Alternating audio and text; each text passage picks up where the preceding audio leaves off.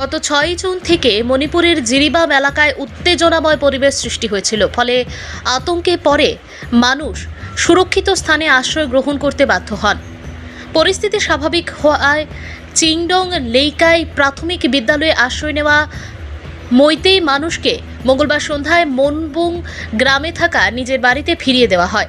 এদিন 26 জন পুরুষ, 45 জন মহিলা ও 62 জন শিশুসহ মোট 133 জন শরণার্থীকে স্বদেশ ফেরত পাঠানো হয়েছে।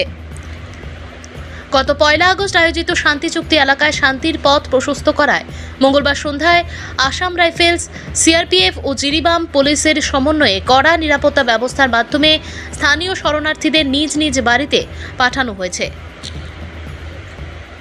Bureau report, Assam prime network.